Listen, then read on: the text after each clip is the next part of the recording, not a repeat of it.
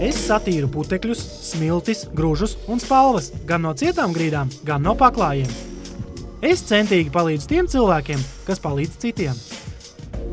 Latvijā jau 3 gadus darbojas brīvprātīgo aerobotu kustība. Šie naskie grīdu tīrītāji cilvēkiem palīdz jau vairāk kā 10 dažādās Latvijas iestādēs. Un arī centrā Dārdedze bērnu draugam Džimbai ir šāds apaļš, izveicīgs palīgs telpu uzkopšanā.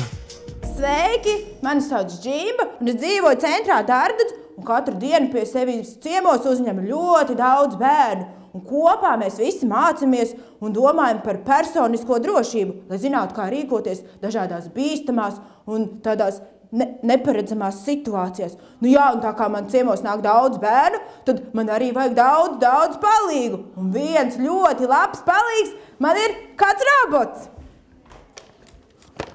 Lūk, šis robots, viņš man palīdz, kad bērni jau aizgājuši, protams, ka paliek daudz un dažādu, teikšu atklāti, netīrumu un gružu. Un tad pie lietas ķeras šis robots.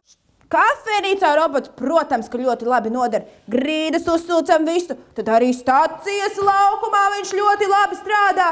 Braukāta pa visām malām, arī teātrī, pa mīksto paklāju, kur saķērušies dažādi gruži.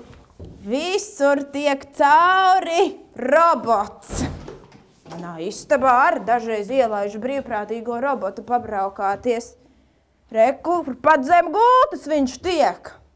Tā kā man šis robots ļoti noder, tad arī iesaku jums pēc tāda pieteikties. Tas lieta jums noderēs daudzos un dažādos uzkopšanas darbos. Kā pie tāda robota tikt? Vienkārši jāņem un jāraksta, kam tev tāds robots noderētu, un gan jau, kad arī tev pieteiksies savs brīvprātīgais robots.